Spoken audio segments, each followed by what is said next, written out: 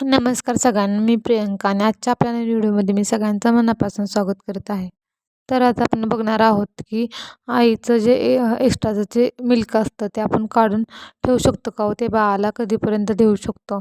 किंवा एखादीला कामावर जायचं आहे तर तिला ते बाळाला मिल्क काढून ठेवायचं आहे, तर ते आपण तसं करू शकतो का? तर हो, नक्कीच आपण हे असं करू शकतो की ब्रेस्ट मिल्क काढून ठेवून ते आपण रूम टेम्परेचर ठेवून बाळाला देऊ शकतो. किंवा आणखीन काही दिवस जास्त वेळा ठेवायचा असेल, जास्त वेळ ठेवायचा असेल तर आपण ते फ्रीज किंवा फ्रीजरमध्ये पण स्टोअर करून ठेवू मेथड शकतो. आपण सांगणार आहोत. तसं तर आता हिवाळ्यामध्ये किंवा पावसाळ्यामध्ये रूम टेम्परेचरवरती आईचं एक्सप्रेस केलेलं जे ब्रेस्ट मिल्क आहे ते आपण 4 तास बाळाला देऊ शकतो. पण उन्हाळा असेल तर आपण 1 तासापर्यंतच ते वापरायचं आहे. तर साधारणतः आपल्याला 1 दिवसापर्यंत आपल्याला त्या आईचं दूध वापरायचं आहे. तर आपण काय करू शकतो?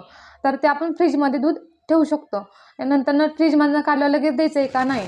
तर ते पहिलं तर रूम टेम्परेचरला ठेवायचं. त्यानंतरनं गरम पाण्यामध्ये आपण तो बाउल ठेवून जरा कोमट करून आपण ते बाळाला देऊ शकतो. त्यानंतरनं तेच ब्रेस्ट मिल्क आपल्याला 4 दिवस त्यापेक्षा जास्त काळ ठेवायचं, म्हणजे 1 महिन्यापर्यंत आपल्याला ते स्टोअर करून ठेवायचं आहे. तर अशा वेळी आपण काय करतो, तर ते ब्रेस्ट मिल्क आपण व्यवस्थित एअरटाईट डब्यामध्ये पॅक करून ते फ्रीजरमध्ये आपण ठेवून देऊ शकतो. पण फ्रीजरमधून पण आपण काढल्या लगेच बाळाला ते ब्रेस्ट मिल्क द्यायचं आहे का? नाही द्यायचं. तर ते काय करायचं, पहिलं तर रूम टेम्परेचरला ठेवायचं. त्यानंतरनं गॅसवरती गरम पातेल्यात पाणी करायचं आणि त्या पातेल्यामध्ये दुसऱ्या भांड्यामध्ये ते मिल्क ओतून ते गरम करायचं.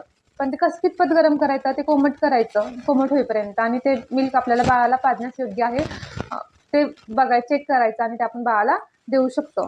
त्या बाळाला पाजलेलं ब्रेस्ट मिल्क आहे ते शिल्लक राहिले नाही का, 1 तास, आता त्याला भूक नाही, आता ते घेत नाही, पण तेच तयार केलेलं जे ब्रेस्ट मिल्क आहे ते आपण 1 तासापर्यंत ते बाळाला देऊ शकतो. जे स्टोअर केलेलं ब्रेस्ट मिल्क आहे ते, पण ते आपण बाळाला पाजले आणि ते पुन्हा स्टोअर करून नाही ठेवायचं. जेवढ्या क्वांटिटीमध्ये लागेल तेवढ्याच क्वांटिटीत घ्यायचं. जर नाही पिलं तर आपण ते डिस्कार्ड करून देऊ शकतो. नाहीतर 1 तासापर्यंत आपण ते वापरू शकतो.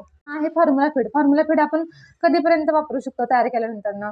तर आपण ज्यावेळी आपण फॉर्म्युला फीड तयार करतो त्यावेळी जेवढं क्वांटिटीमध्ये करतो बाळाची भूक बघून, बाळाच्या भुकीनुसार, तर तेवढ्या क्वांटिटीमध्ये तयार करायचं आहे.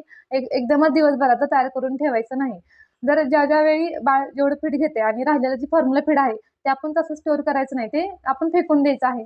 आणि त्याची भांडी पण स्वच्छ करून घ्यायच्यात आणि प्रत्येक वेळी उकळलेल्या गरम पाण्यातून उकळून भांडी घ्यायच्यात आणि उकळलेलीच भांडी वापरायची आहेत. प्रत्येक वेळी फॉर्म्युला फीड नवीन बनवायचं आहे आणि त्यानंतरच आपण ते बाळाला देणार आहोत. भेटू पुढच्या व्हिडिओमध्ये. व्हिडिओ आवडल्यास नक्की लाईक करा, शेअर करा, कमेंट करा. जर कोणाला व्हिडिओची गरज असेल तर त्यांना तुम्ही